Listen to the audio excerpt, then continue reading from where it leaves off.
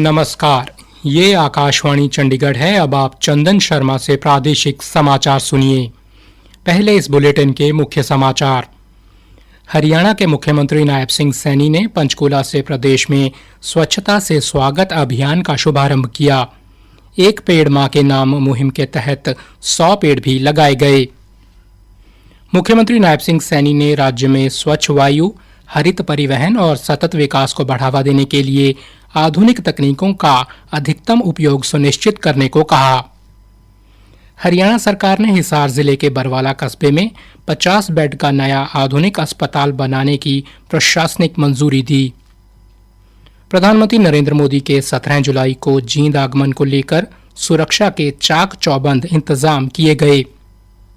और हरियाणा शहरी विकास प्राधिकरण ने विवादों के निपटान के लिए पात्र आवंटियों के लिए विवादों से समाधान योजना शुरू की।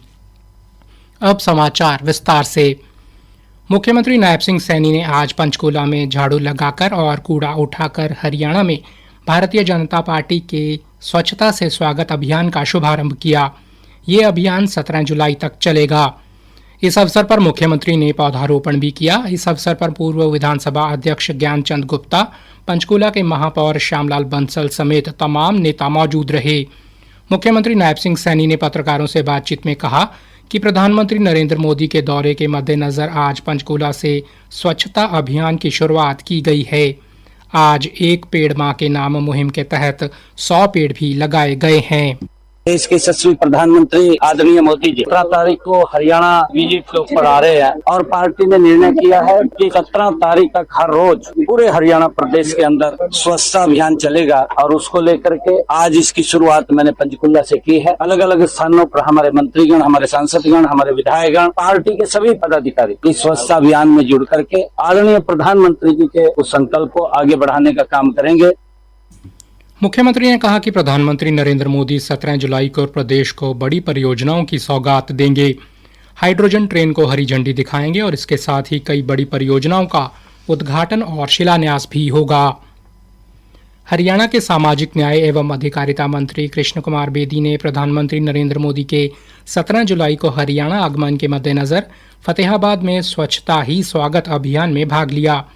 उन्होंने स्वयं श्रमदान कर स्वच्छता का संदेश दिया और प्रदेशवासियों से अपने अपने गांव, वार्डों और शहरों में स्वच्छता अभियान से जुड़ने का आह्वान किया।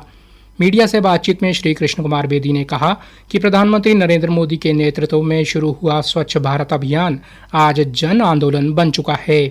देश के प्रधानमंत्री जी ने स्वच्छता को जीवन का मिशन बनाने के लिए एक अभियान की शुरुआत की है और ये एक पूरा पखवाड़ा पूरे देश के अंदर स्वच्छता के लिए इस प्रकार के अभियान चलाने को प्रधानमंत्री जी ने सभी को कहा है। उसकी आज हमने भी फतेहाबाद में शुरुआत की है। ये पखवाड़ा लोगों को इसमें ज्यादा भाग लेना है। स्वच्छता ही स्वागत अभियान का आज करनाल में भी शुभारंभ किया गया।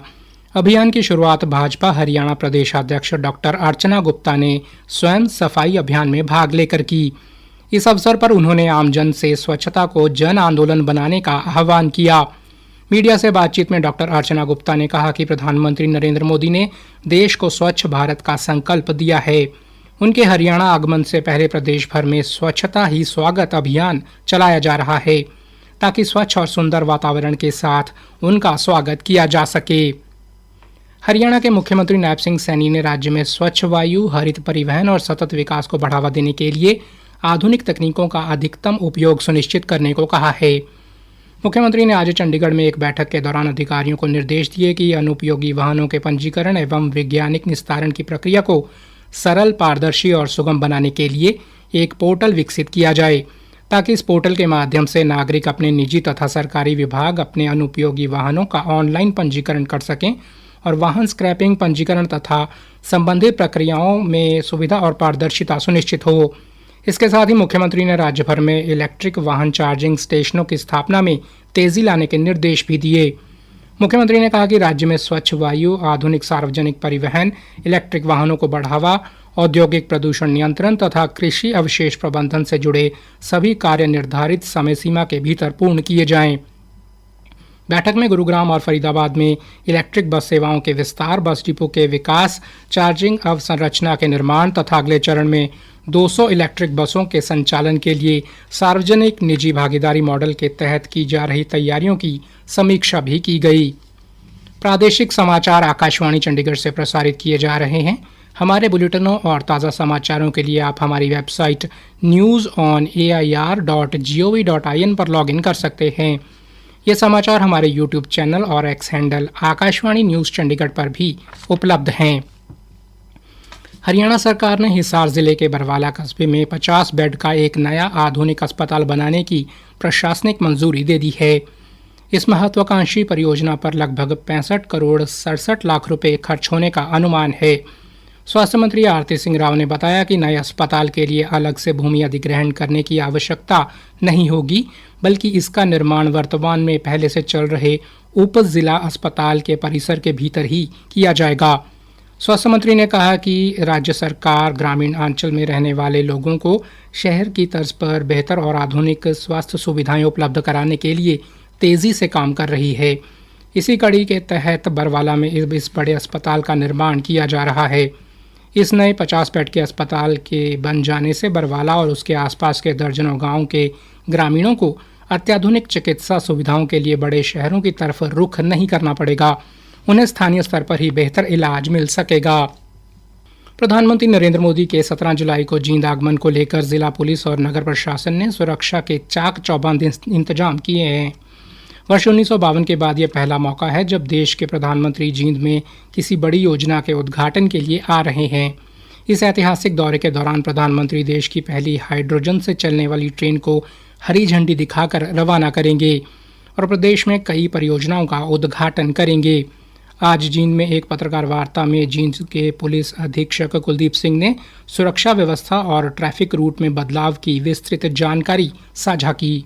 जहाँ तक प्रोटोकॉल की बात करें तो सेफ्टी सिक्योरिटी माननीय प्रधानमंत्री जी की सर्वोपरि रहेगी। हम पब्लिक को कम से कम दिक्कत होने देंगे। जिस समय माननीय प्रधानमंत्री जी का काफिला मूव कर रहा होगा तो उससे एक टाइम गैप होता है, कितना टाइम पहले और कितना टाइम बाद तक उसको बंद रखा जाए, तो वो हम इंश्योर करेंगे। लेकिन हेलीपैड पूर्णतः सिक्योर है, उसमें हमने एक IPS अधिकारी की जो है जिम्मेदारी लगाई है और ब्लू बुक के हिसाब से जो प्रोटोकॉल है उसको फॉलो करके जीरो टॉलरेंस बनाते हुए हर तरह की सेफ्टी सिक्योरिटी मेजर्स हम ले रहे हैं। श्री कुलदीप सिंह ने बताया कि प्रधानमंत्री की आंतरिक सुरक्षा के अलावा बाहरी सुरक्षा चक्र की जिम्मेदारी हरियाणा पुलिस मुस्तैदी से निभाएगी। सुरक्षा को अभेद्य बनाने के लिए लगभग 5000 पुलिसकर्मियों को तैनात किया जा रहा है। उन्होंने बताया कि सुरक्षा की कमान 15 IPS और करीब 50 HPS रैंक के वरिष्ठ अधिकारियों के हाथों में होगी। केंद्र सरकार ने सोशल मीडिया पर प्रसारित हो रहे एक गूगल फॉर्म का खंडन किया है, जिसमें डॉक्टरों और अन्य पेशेवरों के लिए इंटर्नशिप देने का झूठा दावा किया गया है। पत्र सूचना कार्यालय की तथ्य जांच इकाई ने नागरिकों से आग्रह किया है कि वे संदिग्ध लिंक या वेब पेजों पर क्लिक ना करें और अपनी व्यक्तिगत जानकारी साझा ना करें। हरियाणा शहरी विकास प्राधिकरण द्वारा विवादों के निपटान के लिए पात्र आवंटियों के लिए विवादों से समाधान योजना 2026 शुरू की है। यह योजना 31 दिसंबर तक वैध रहेगी। एक सरकारी प्रवक्ता ने बताया कि इस लोक कल्याणकारी योजना के अंतर्गत कुल 103 सेक्टरों और लगभग 5085 लाभार्थियों को सम्मिलित किया गया है। इस योजना के तहत पात्र आवंटियों को 770 करोड़ से अधिक की महत्वपूर्ण छूट प्रदान की जाएगी। यह योजना मुख्य रूप से भूखंड संवर्धन से संबंधित विभागों के एकमुश्त समाधान के लिए है। हरियाणा के सामाजिक न्याय एवं अधिकारिता मंत्री कृष्ण कुमार बेदी ने कहा है कि आमजन की समस्याओं के समाधान में किसी भी प्रकार की लापरवाही बर्दाश्त नहीं की जाएगी। उन्होंने आज जिला फतेहाबाद में आयोजित जिला लोक संपर्क एवं जन परिवाद समिति की बैठक में अधिकारियों को निर्देश दिए कि जन शिकायतों का समयबद्ध, पारदर्शी और संवेदनशील तरीके से निपटान सुनिश्चित करें। अंत में मुख्य समाचार एक बार फिर से।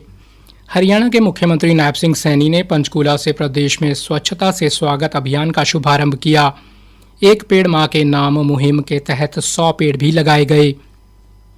मुख्यमंत्री नायब सिंह सैनी ने राज्य में स्वच्छ वायु, हरित परिवहन और सतत विकास को बढ़ावा देने के लिए आधुनिक तकनीकों का अधिकतम उपयोग सुनिश्चित करने को कहा। हरियाणा सरकार ने हिसार जिले के बरवाला कस्बे में 50 बेड का नया आधुनिक अस्पताल बनाने की प्रशासनिक मंजूरी दी। प्रधानमंत्री नरेंद्र मोदी के 17 जुलाई को जींद आगमन को लेकर सुरक्षा के चाक चौबंद इंतजाम किए गए। प्रादेशिक समाचार समाप्त हुए।